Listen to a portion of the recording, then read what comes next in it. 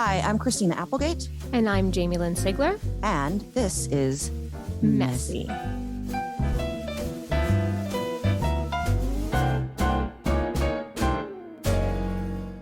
Hey guys, it's Jamie. and Christina. And welcome to So Much Messy. So much fucking messy today. So much fucking messy. Anyway, what I was saying, and then we couldn't record it. Now I'm saying again, and now we're recording it, is I'm having one of those moments as a mother where you're trying to decide, do I step in? Do I protect my kid? Do I let him learn the lesson that he needs to learn? Even though I feel like our situation is very unique. Kids deal with kids picking on them, right? I have had this intuition that Bo might not be as accepted as we would all want him to be and think he would be, with sort of these new and improved, not changes to his personality, but enhancements. And if that being said, like, he has a perspective. He almost lost his life. He went through something really traumatic, and he just wants to express his love and gratitude all the time. It's like, who wouldn't love that? Who wouldn't want to be around that? But I don't think 11-year-old boys dig it. And I get it in a way, because I understand that your friend's different right now. Like, sometimes, Bo, I told you, like, speaks with this Southern accent, and he's super smiley. And I know he still has so much healing to go. It was so recent, and it's so fresh. And sometimes I have to check myself of just how fresh this all is. But we were home this weekend. I was playing with my kids, but I was mainly playing with Jack, and Bo was in his room writing a song, and he would come out every 5 minutes and be like, listen to this and listen to this. And finally I was just like, Bo, stay in your room for like a little bit longer. Just sit with it. Don't keep coming out to me. And he was getting frustrated, but not at me, at himself. And he goes, I know, I'm too much. And like went in his baby room. boy. Oh, baby boy. And I gave him a minute. And then when I went in there, he was sobbing in his closet. And he was like, I just want to be who I was before. And my heart broke into a million pieces, as you can imagine. He's like, I hate who I am now. Nobody likes who I am now. I wish I could just be who I was before. And of course, as his mom, right? I want to be like, what are you talking about? You're amazing. And you are the same. Like, what I keep trying to tell him is, like, you are the same as you were before. You just went through something, and you see life differently. And it's basically what I've come to find is he didn't want to worry me, but for the past 2 months, he's been getting bullied.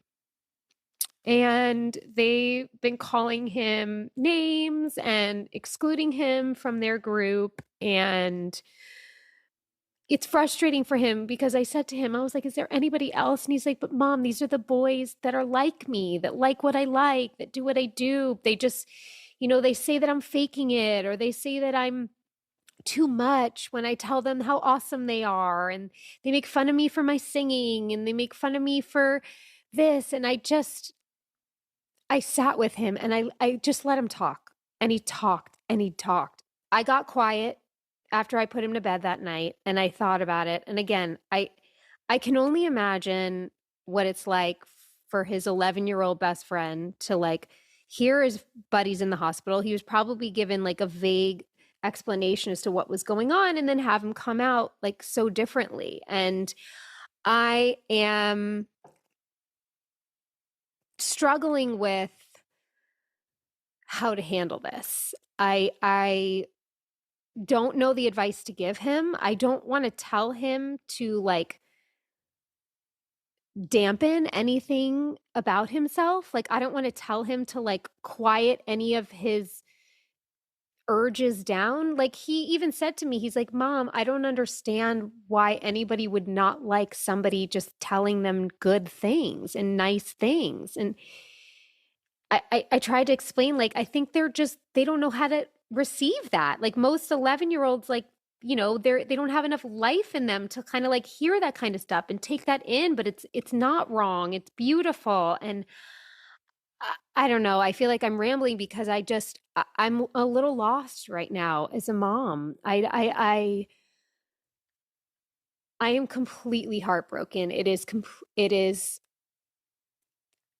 hijacked my life in a way. I can't think about anything else. Like, I'm desperate to hear how his day was at school today. Like, he was asking me advice. He was rehearsing with me things to say to friends today before he left. And he was like, maybe I should just like back off a little bit. And I was like, maybe that's a good idea. Like, just maybe just don't seek out some certain friends that you feel are hurting your feelings right now and see what happens. He's like, well, what if they come up to me and ask them what's wrong? We rehearsed over and over again, and he like wrote it on his hand, like little keywords to remember. But he was basically wanting to be like, I feel like our friendship is different and I don't know why, so I'm just going to back away a little bit. And that's what he was going to rehearse to tell his friends today, because they're not inviting him to play football with them, and they're making fun of him in the cafeteria. And like, I was getting such a different description of what was going on with him for so long. And he didn't want to tell me because he didn't want me to worry, which also breaks my heart, because I just, to know that he was carrying this alone, but then also carrying like the fear of it affecting me, and to not, for him to think that I couldn't like handle what he's going through. It's been hard. I can only imagine. I mean, I actually can imagine, because I've been through this, not through something as tragic as this, but with my kid. And just recently, friends of hers saying, oh my God, do you ever shut up? You need to be on medication. You're more annoying than my little brother. Like, stuff like that made her go from one side of being Sadie, who has a lot to say, to going to school and shutting her mouth and sitting alone at lunch, because she just thought, I'm ruining everybody's day. And those are the things that she's talked to me about. And the one thing that, unfortunately, she has a mother who is a Gen Xer. So I was like, you can go tell them to go fuck themselves. And, you're awesome and they suck. And like, I was like that. And then I was like, no. I was like, let's build up your own confidence, but also, like, as you were talking, I was like, he needs to just hang out with girls. I know. You know what I mean? Like, Sadie has a friend who's different in life, just a kind of a, Yeah. and he only hangs out with the girls. Every birthday party, every get together, he only invites this group of girls, and that's like his team. That's his support system. And they freaking love him and adore him and support him. And I don't know why. I mean, this is not good advice, but it's also like, girls, just hang out with girls. Hanging out. He told me he's hanging out with the girls in recess. Okay. They're going to be so much more like, oh man, you're awesome. Yeah. Positivity. Yeah. Sing it, Charlie. Like, whatever. Yeah. Just. That's one thing I did tell him, though. I was like, just go where love is, Bo. Mm-hmm. Like, I feel like 11, 12, 13, like, this is when kids start being a little mean, right? I remember the 5th grade girls crushing me at one point, and it devastated. I have a memory of like literally being like in my living room, like sobbing, and my dad like being like, I don't know, like, how to help you. This is, out of my league. But like, this is when it happens. And I want to, when they're so little, like, I don't want to give him the full perspective of life, because that's not his life. His life is this small little thing, and it feels that big. And I want to honor that for him. But seeing your kid's heartbreak, there's nothing fucking like it. No, it's the absolute worst. It's the absolute worst thing ever. I mean, even if like Sadie sneezes, I'm like on the floor, like crying. Well, that's an exaggeration, but like, honestly, like, I can't deal with like anything that is not perfection in her life. And she's going through a lot right now. And I was reminded by, my therapist in Dubai. Their brains they're still not developed. Yeah. At 13, like, not at all. Like, at all. So the way they take things, the way they experience things, the way they compute is so much different than how we do. because our brains are developed. It has nothing to do with like how much life we've lived or how much Right. experience we've had. It's literally like their brains cannot function and Yeah. can't comprehend what's happening. So I guess it's our job to kind of hold them through. It's like we held them when they started walking and crawling and eating solid foods. And even though they're independent right now, we still gotta kind of be that. We got to be there. Yeah. But also a wise woman once said to you and to me and to Allison, just don't push too hard. And that wise woman was Sadie Grace. Yeah. Remember? Yeah. Yeah. Just push, but don't push too hard. Yeah. So Yeah. Yeah. I think I want to just I know that my instinct is going to be to like to ask about it all the time now and be like, well, how was today? Or how was it? You know, did they do like, I know that that's going to be my instinct, but I'm going to take the wise sage advice from our 13-year-old advisor and just trust that he's going to come to me. I think a beautiful door has opened through this experience between him and I. Like even with his therapist, I said to him, have you talked about this with Laura, your therapist? And he was like, no. And I'm like, that's what you're supposed to talk to your therapist about. Like he didn't realize that. He thought it was just like another adult he was supposed to like people please and charm. And I'm like, no, no, no, no, no. This is another grown up that loves you and that, you know, cares about you and that wants to get has possibly some advice. Especially his therapist used to be a elementary school guidance counselor. So if anyone's going to have the right thing to say, I would think it would be her. But yeah, I mean, I guess he's, you know, also just he had this unique experience this summer, but it's not to say that something like this wouldn't have happened, you know. This is just kind of the process of being a kid. And I did tell him, I'm like, dude, you're going to deal with bullies your whole life. You're going to deal with people that disappoint you your whole life. You're going to deal with people that are going to hurt your feelings your whole life. Like this is just the beginning of it. But what you can learn through this is that it doesn't take away from who you are. And I also am going to be incredibly honest that I have not, I'm having a hard time with this, like, different Beau. I don't like to say I won't say different in front of him because he's really stuck on that. But with you guys, yes, I will say that. Like it's been an adjustment for me and our family with it. So I want to honor that it's different for his friends, but I'm going to be so much better because I think sometimes the people that like I'm noticing like give all this love and say all these wonderful things, they're kind of the people that need it back the most. And maybe like a lot of their like extreme giving is because they're needing that energy, you know? And of him acknowledging that he is too much when he said that, and I say that in quotes, right? Yeah. He's too much. So that means he's dealing with something inside of him that is taking over, right?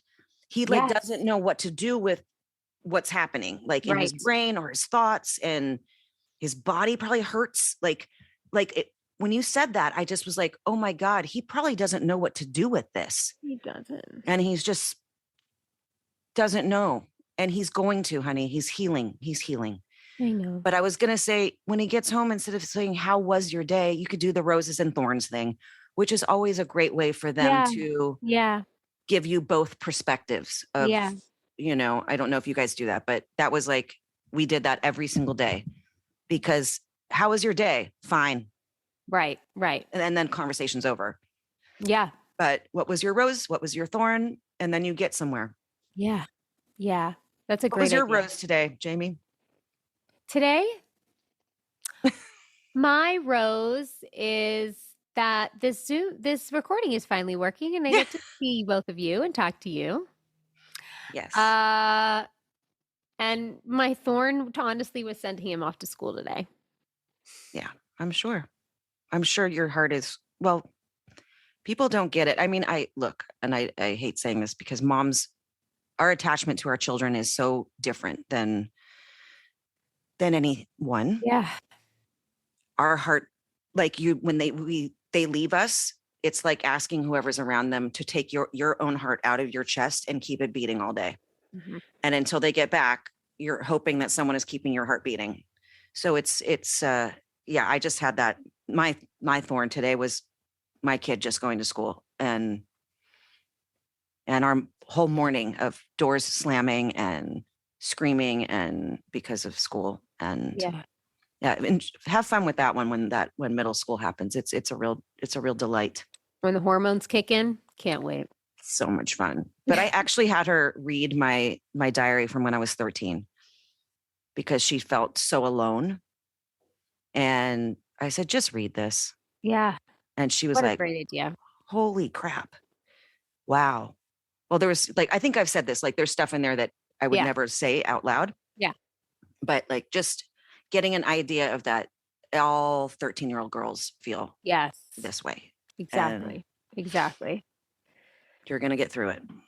Yeah. And I'm still going to hold your hand. Oh man. Life. Yep. But That thing. listen, I would pick this if you were asking me in July or August and you told me this situation, I'd be like, give it to me. What a dream. That means this isn't tragedy. This is just, life's lessons, and I'm very well aware, but it is my first time feeling this particular pain as a mom of just, a situation where there's not much you can do. Like I because he also said he doesn't want me to say anything to the other parents because that will severely backfire on him, which I totally understand. I totally get. So I have to let it ride out with a bunch of, amateur humans. No. Little humans are amateurs. Yes. I was going to tell on the kid to the parent with the you should be on medication thing. And I even sought out advice from another parent who's just said that's not cool. And they have to teach like that. You've got to honor your friends and they're going through something, especially because, Sadie has ADHD and she doesn't mind me saying that because she's mentioned it. She has misophonia. She's got all these things going on. So, that's a disability. That's a learning disability. But I didn't. But I did tell on a teacher to another faculty member the other day. That's okay. Because Mama Bear got real pissed. So what'd they do? I don't want to say.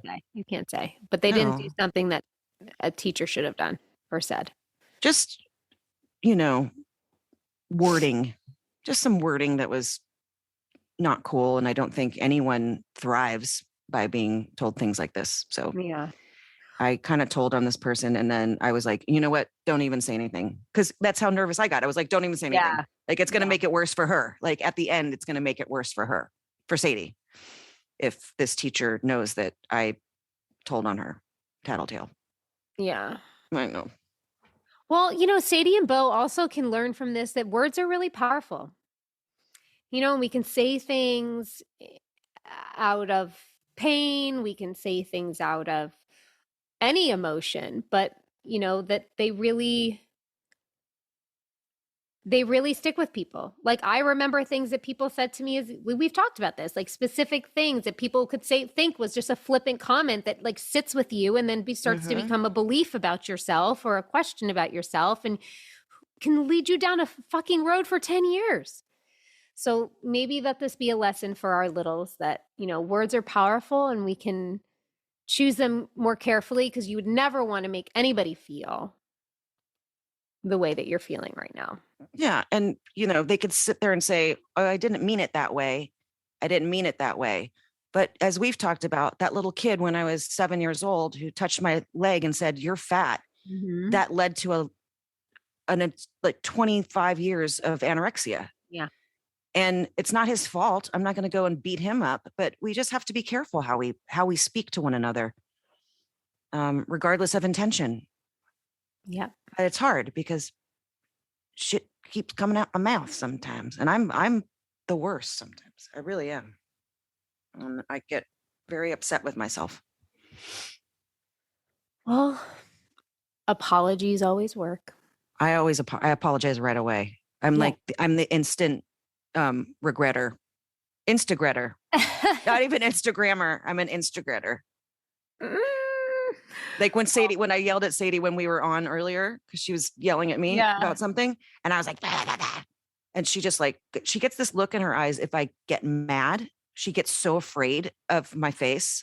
And she left. And while we were still working stuff out, I was already texting her, like, I'm so sorry. I'm so sorry. I just was trying to deal. And then she's like, yeah, I hate you. And I was like, okay, you love me and it's totally fine, but I'm so sorry. Yeah. I'm the Instagretter. You're the Instagretter. I love that. I love that about you. I really do.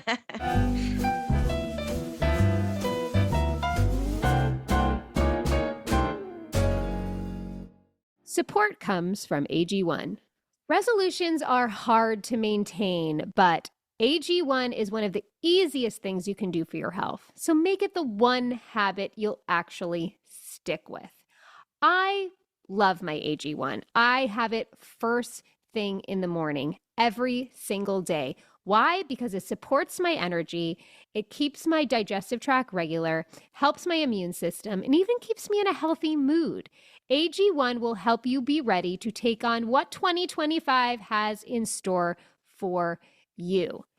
AG1 is easy. You can keep consistent with it. I love the taste, by the way. I actually crave it every morning from all of the antioxidants and vitamins and things that are inside. It's like giving my body a beautiful gift first thing in the morning, like releases my guilt, letting me know I'm starting my day with everything my body could need. So this new year, try AG1 for yourself. It is the perfect time to start a new healthy habit.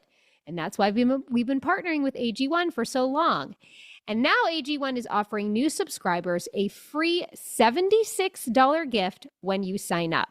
You'll get a welcome kit, a bottle of D3K2, and 5 free travel packs in your first box. So make sure to check out drinkag1.com/messy to get this offer. That's drinkag1.com/messy to start your new year on a healthier note.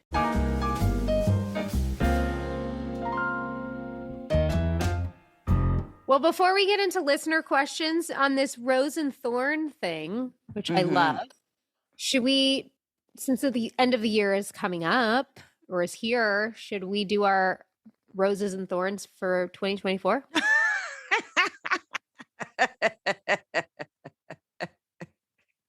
Everything's coming up roses. Yeah. Sure. I don't think I'm going to have a lot of roses, boo. Oh, we'll find one. I can think of one. My thorn was this summer. Oh. But yeah. One of my roses was launching this pod. Yes. Okay, I'll take that one. So okay, you can have that one. I have one rose. I have a bachelor rose. Oh, great. Well, we're going to try to have a few now. Okay. My rose was also this summer. Lot of beauty from that and love poured our way, and seeing that physically manifested was incredible. And another rose was I've spent the last 9 months reliving my life in a very intense process that has given me great insight and great strength. And I'm excited to see where I go from here from that. And a thorn is, MS. Yeah. That's a thorn. That's like one of those like big sabers. That's like, yeah. Okay, moving on. Okay. So your thorn is MS. Yeah. Yeah. So we now can start there. Okay. Yeah. I had my first real big MS fall last night. Oh, honey. And it was really scary. You slipped, no limbs went out to catch you type fall? Like not even slipped. Like from a standing position down on ground, laying in my own urine because I was so scared and couldn't get up at all. Like couldn't even push my arms up. I couldn't push my legs up. I couldn't get up. And my my friends who are here actually were, thank God, close by to help me up. And I fell right by one of the glass walls in my bathroom. And yeah, it was very scary. It was my first real scary one. Yeah. Like not just like a trippy folly, like we're not working anymore fall. So that was a thorn, but MS is the biggest thorn always. Even though my Dubai therapist, she says, I believe in miracles. Do you? I said, I guess. So I've been just saying, You do. I've been hearing a doctor say to me, I've never seen lesions actually disappear. And I'm trying to meditate on those words. I've never seen lesions actually disappear. So I don't know. I'm going to hold on to that one. Yeah. It's powerful. Yeah. I did it with my foot. When I broke my foot during Sweet Charity, every day I would hear a doctor in my head say, I've never seen a foot heal that quickly. And on that Friday, a doctor said to me, I've never seen a foot heal this quickly. So I'm just going to keep with that one. My roses, we're, of course, launching this with you because I get to talk to you every week and I love you.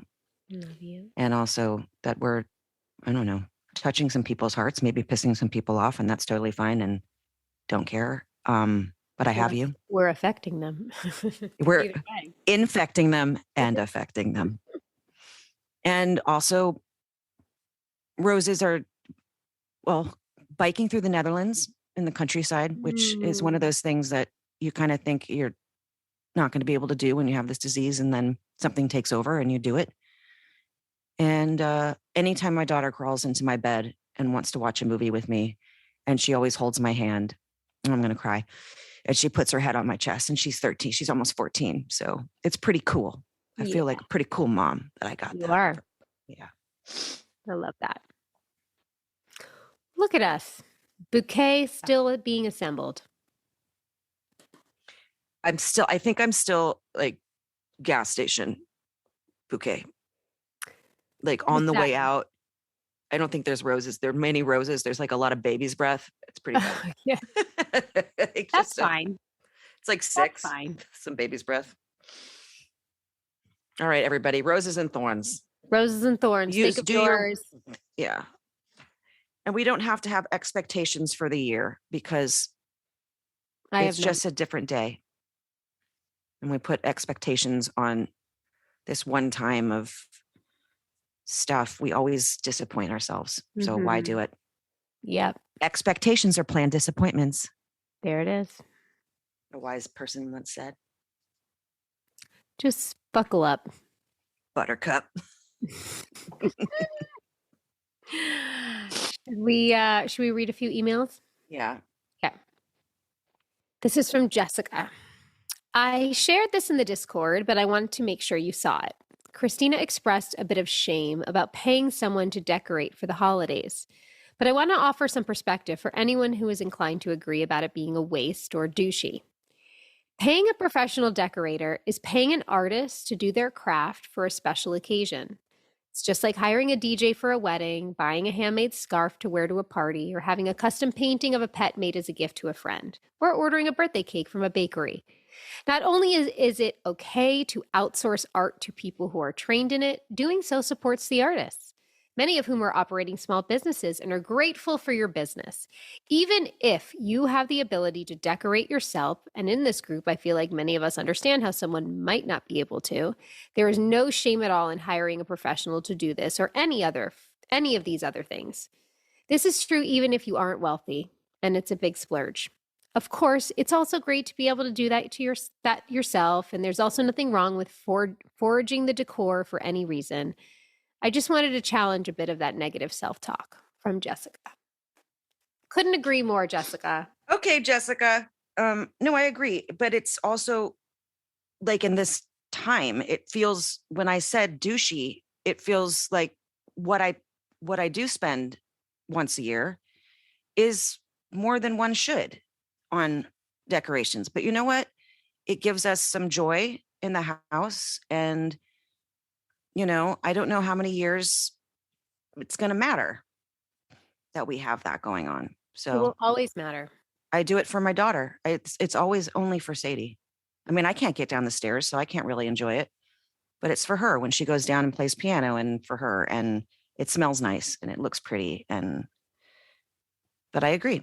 And they But bring an still, energy into the home. Do you know what I mean? Like, I think that decorations, like for us, when we unbox them each year from the garage, it's like out comes with them, like all of these memories and all of these feelings. And it's usually happy, you know? And even if it's not, you can reflect on it. And I don't know. I think like these little trinkets and these little things for me, they bring out a lot of life and love and possess a pretty strong frequency. So decorating in any capacity, in any way, however you can do it or want to do it, do you, baby. yeah. Well, I was going to say that, like, we based the decorations off of Marshall Fields in Chicago, which is a place that I went every single year of my entire life. The department store. The department store. And I spent every Christmas in South Bend, Indiana, or in Naperville, Indiana with my family. And it was like when we would go to Marshall Fields to get the, isotope gloves for my grandma, or I think that's what they're called. Right? Isotoner. Isotoner glove. Yeah. Okay. Thank you. Yeah. And my uncle just passed away yesterday. And he's such a big part of that memory for me in life. And now I'm going to go to this other thing. He and I haven't talked for a few years because of politics. He kind of shut me out. And I'm really mad at myself for just reach out to him, regardless of what he thinks of my ideas. And I didn't. And now he's gone and I feel regret. So I'm insta regretting that, I'm Well, sorry that we went from that to that. that's okay. And I'm sorry. And, I don't think the opportunity is lost to still connect with him. People, remember, like they say, like when people die, no one takes their guilt with them. No one takes their grudges. No one takes their, grievances. He's in a place of all love. So I if know. you want to connect with him in that way, I think you can. I will. Just feel like an asshole. That's all. Any hootie. Any hootie. All right. Shall we read another? Hi, Jamie and Christina. I wanted to reach out to thank you for being so brave as to do the messy podcast and expose all of your vulnerabilities. We, as MSers, try so hard to hide or laugh off. As a 49-year-old woman who had her first MS episode at 16 years old, diagnosed at 24 years old, I can relate to Jamie's stories of keeping her MS hidden for as long as she had, as I only started truly being open about my own MS journey about 8 years ago, when I liked myself enough to not fear the judgment that comes with an MS diagnosis. It does make me sad that I felt so insecure about my health diagnosis, but I struggled and still do at times to feel pretty and sexy, yet walk with a limp. That's been a huge mountain I continue to battle, especially in a world where your worth as a woman is contingent upon your appearance. Boo! As a single mom who has shied away from dating for too long, I thank you again for showing the world that you can be beautiful, successful, well-spoken, intelligent, and strong while simultaneously having MS, falling sometimes, not being able to walk on the beach, having bladder urgency issues, and still be a woman worthy of love and respect. Love, Jody. Oh, Jody, all those things you just listed, that was basically last night for me. Okay. So there you have it. But I feel that so deeply. I feel like Mhm. I get it. I get it so much. And like again, this is why these letters help us so much too. And I think like being able to, understand yourself through somebody else's eyes and stories and, I don't know. Thank you. Because I was definitely not feeling sexy today. I get that feeling. It's hard. It's like it is. What you look at a woman is, you know, she's in high heels. She's walking with confidence. She's grace. She is this. She is that. She's not, they don't talk about a beautiful woman as, you know, clumsy and uncoordinated and, you know, struggling. Yet can we still hold our heads high and feel all of those things despite the way we move? It's been a true battle. It's been a true battle. And I think for me, I think I started to just value other parts of myself that were more important than my appearance. But again, I think that's why I said I still struggle, because you just still have moments that you just wish that wasn't part of it. Yeah, I went to a concert last night, and, you know, just even, you know, getting dressed and just and having to be in a wheelchair, you know, throughout the stadium, which I don't need usually, but as Jamie and I have spoken about before, when you're in a place like that, you do need that because of the crowds and stuff. I mean, we could do it, we could push through it, but it's much easier. So I just felt so disabled. I just really felt so disabled. And my friend and I she took a selfie of us, and I looked like just sad. Like my eyes are so sad. And she looked so beautiful. She had like red lipstick on, and I had no makeup on because I can't even do my own makeup, as you know, because my hands cramp and stuff. But I just looked at it, and it was just so much sadness in my eyes. So I don't know. I don't know how we feel better. I'd like to. Jody, if you figure it out, let me know. Sometimes I think it's like when I put the little bit of extra effort in, that I think for a long time, like I started to believe a story that like I didn't deserve. Right? Like what's the good, and why should I put on some makeup or blow out my hair or buy a nice new outfit? Like what's the point? And when I started just forcing myself to do it enough, I understood the point, because I'm worth it still. And I don't know. Anytime I've put in the extra effort, it's always been worth it. And I think it starts to carry me through a little bit. And I think that you can't give up on yourself like that. No, and you know, don't listen to me because I'm just learning. I'm talking to you right now. Are you talking to me? I thought you were talking to the world. No, I'm talking to you. I'm not giving up on myself. I just don't. It's like hard. It's just, it's harder to put on jeans and a really awesome blazer and my shoes. Like it's just hard. I know. It's exhausting, and I'd rather just be laying here sleeping. That's all day long. That's what I'd rather be doing, is just laying here sleeping. So then I don't have to think about the fact that my legs hurt as bad as they do 24 hours a day. That's what I'd like to do, but I know I can't, because I have a person in my home that needs me. So for her, I keep going.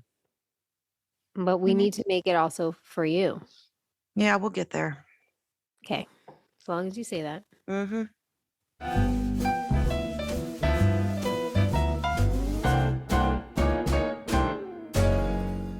Support for Messy comes from Peloton.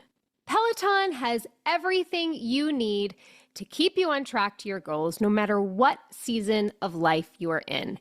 The holidays are upon us.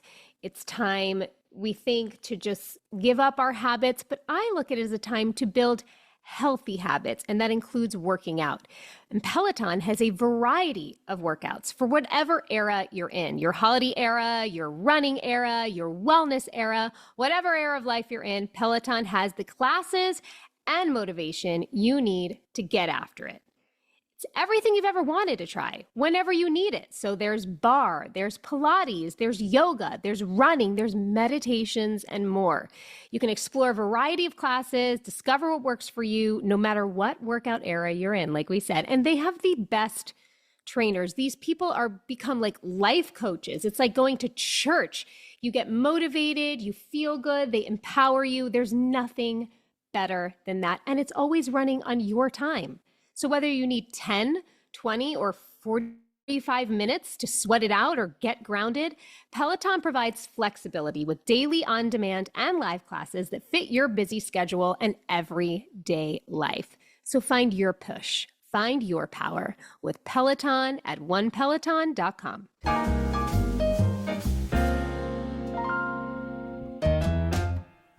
All right, I'm going to read Sophie's.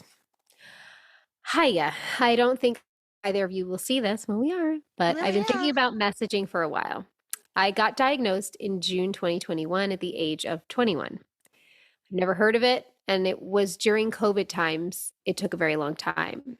I struggled for years coming to terms with it, and when I found out about Christina, I was like, wow, now I know someone who has the same thing. And then I found out about Jamie, and I don't know what it was, but this year especially, I've been trying to come to terms with it.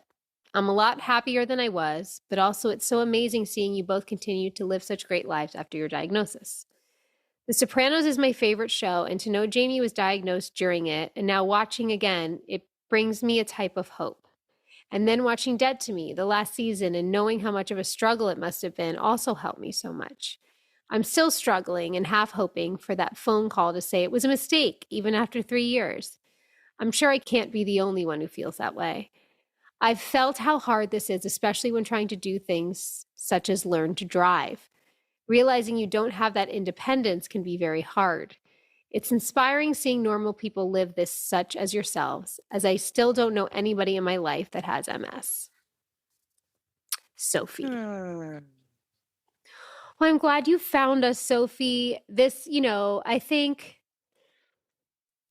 MS, illness, trauma, experiences that affect us deeply, unless they're shared, you can be very isolating, and you can feel as if you are the only one going through it. So I'm grateful that early on in your journey, you were able to find us, and I hope you continue to find others, and within this community, find others as well. I know personally how hard that is because, when I live with it for a secret for so long, it's just, there's so much other unnecessary shit that comes along with it when you hold these things inside. So I think keep reaching out, keep looking for community, because that will lighten the load for you as you're learning. Yeah. And also remember, every one of us experiences it differently. So, there are some people that can run a marathon. And then there's those of us like myself who fell off my toilet the other day. Everyone experiences it differently. And I think that when you said normal life and normal, we don't have a normal. We have something that we overcome 24 hours a day. We just have to. We have to. Like I was just talking about, I just want to stay in bed, but I can't just do that. I have to. So give yourself some grace when you're feeling alone and powerless and you want that phone call. You know what? Actually, manifest that phone call. Manifest something, a miracle. Manifest a miracle. That's my new job. I'm trying to do right now is say, I've never seen lesions actually disappear. I've never seen lesions actually disappear. I want you to, I don't know if it's going to work. It's my spiritual life that I do believe in, but shit, man, miracles can happen. I don't know, but it doesn't, I don't want to get my hopes up or anyone else's hopes up, but you have to though. I know, but it's, I guess that, yeah. Okay, fine. I don't know. You know me. I know. Well, that's what I'm here for. It's my little devil and my little angel. Well, there's never an angel on my shoulder. It's usually just a devil. But like a more feminine shoulder. Can a I little more myself up there? Yes, please. I'll probably fall over. But just remember that I'll go down with you. that I'll lay on the floor with you and talk to you. In our quiet times, we cry, Sophie, and it's okay. Of course. Yep. And that's a lot of what our sharing is here, is that you can see the fluctuation, you can see the ups and downs of it, you can feel that with us, yet we still move on, and we're still hoping, and we're still dreaming, and we're still pushing through, and we're here for you as you do that too. Yeah. One honey. Okay, this is from Corey. Hi, I am a 27-year-old husband and new dad to a 9-month-old baby boy. I was diagnosed with relapsing remitting MS on Christmas of 2019. I was sitting in my infusion center this past Monday, scrolling through all of the shows that I've watched and rewatched and watched yet again, when I decided to look through the podcasts that had been piling up and thought to look for a new one. Then Messy popped up, and I instantly thought, what are the odds of finding a podcast that I like to listen to about MS while I'm getting an infusion for my MS? So I started by listening to your first podcast, and since then, I have burned through a lot of them. You two helped me to not feel so alone dealing with this stupid disease. I'm wondering if either of you struggle with spastic leg spasms. It's something that I've struggled with since I was diagnosed, and it only ever bothers me right when I lay down to go to sleep.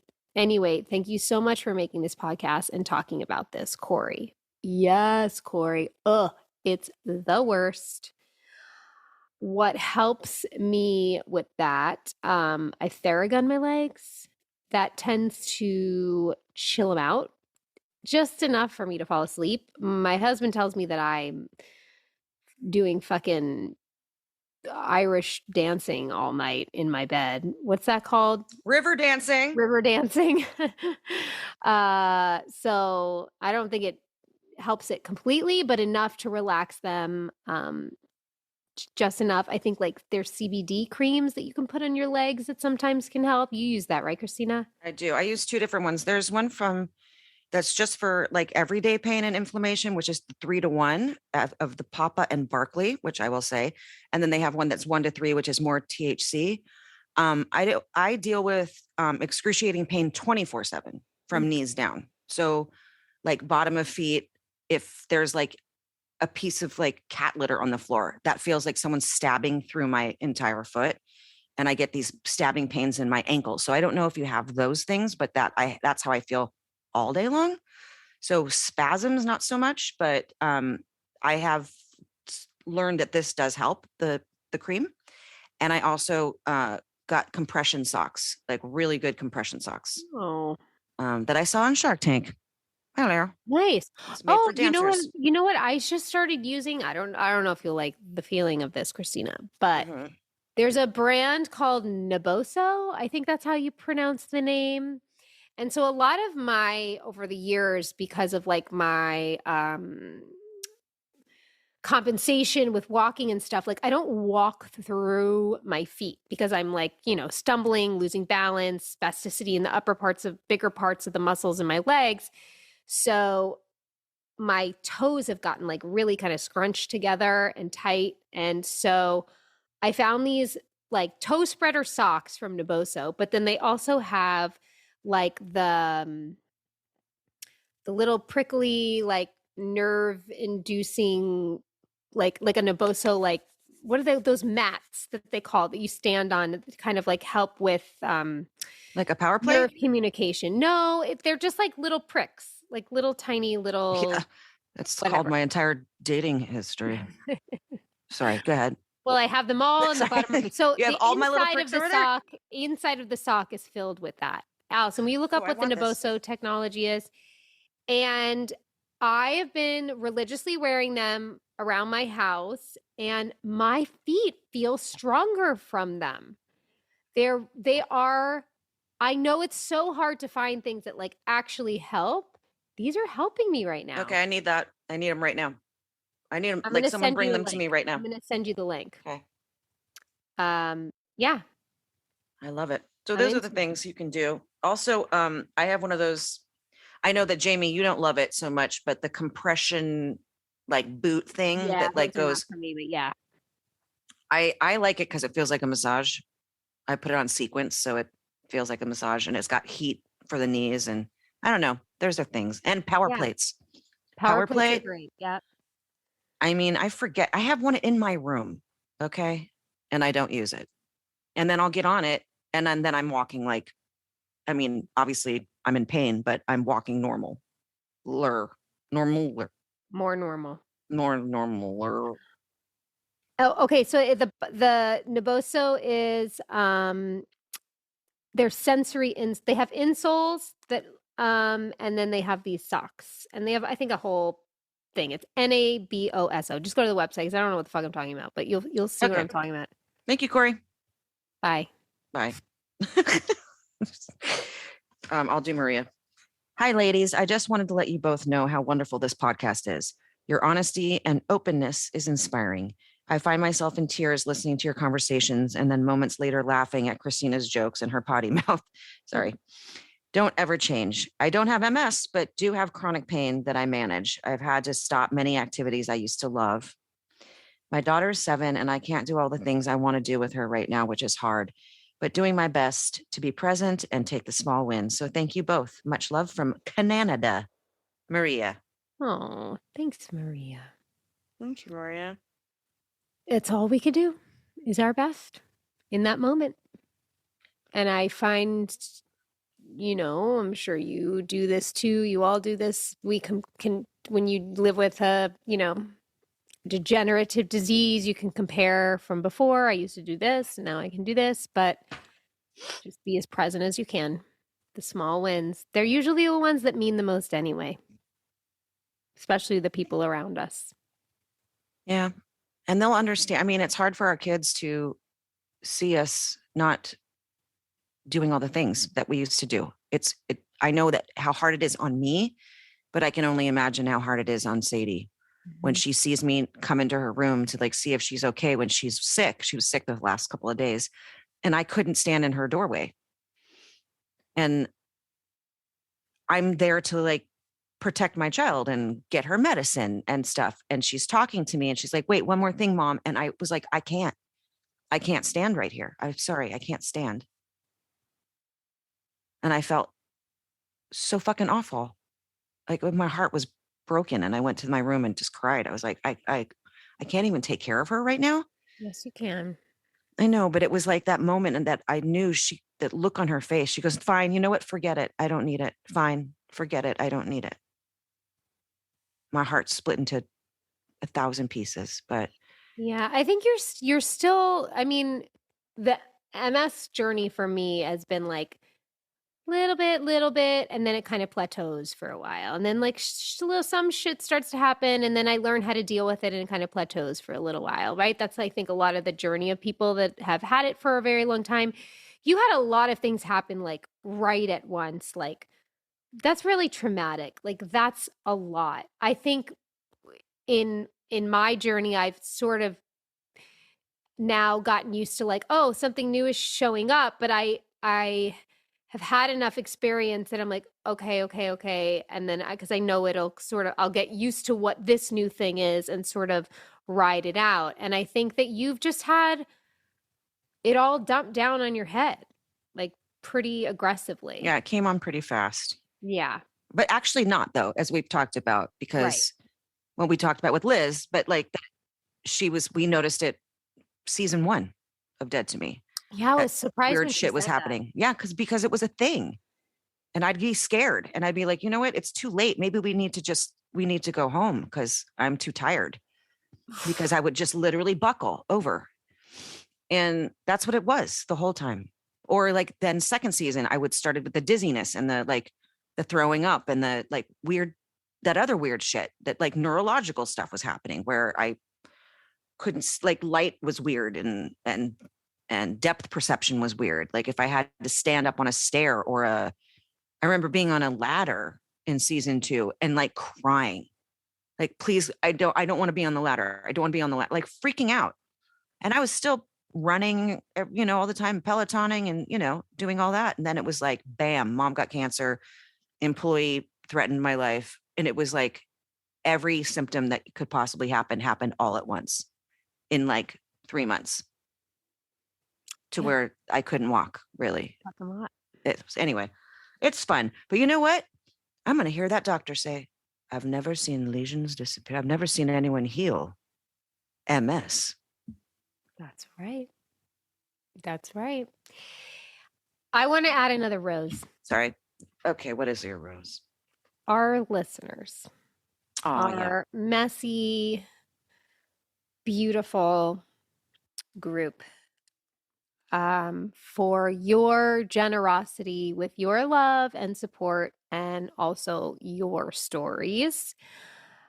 We've talked about this before, how much they help us as well. Thank you for accepting us and hearing us and supporting us, because this is a job for us. This is, for the three of us, this is something we care deeply about. Also, give us your feedback, let us know what you're wanting from us, what you're wanting to hear.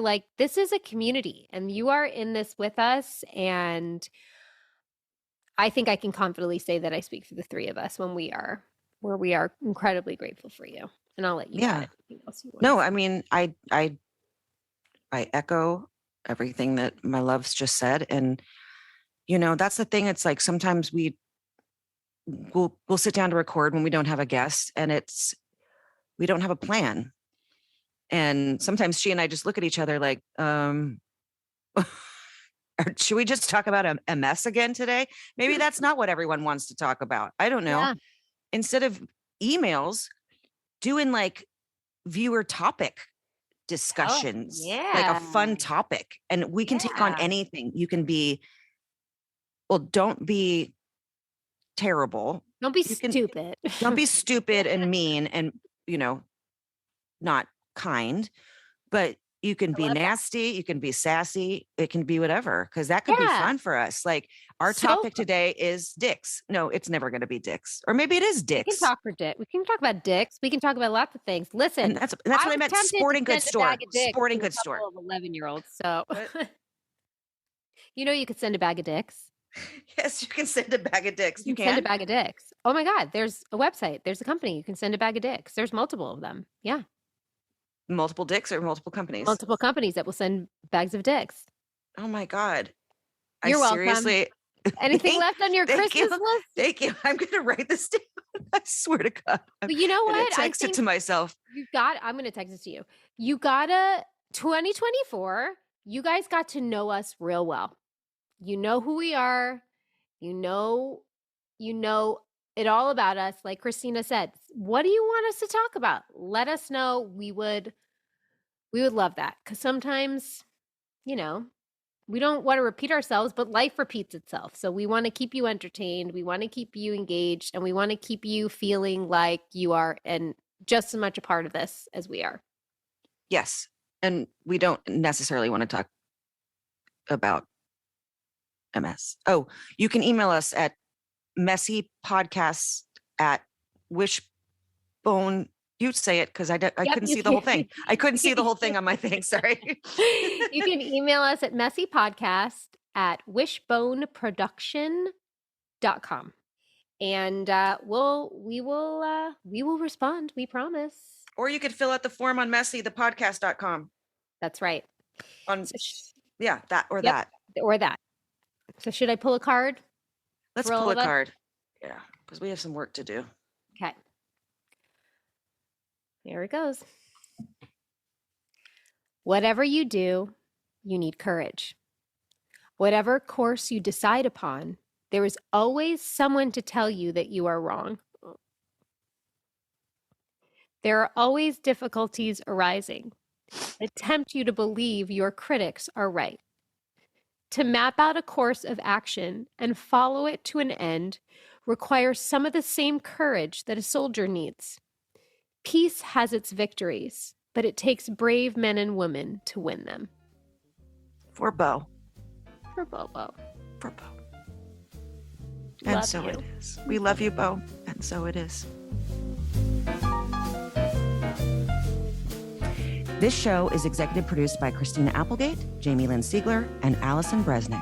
Our audio engineer is Josh Windisch. If you want to show us some love, don't forget to leave the show a rating or review.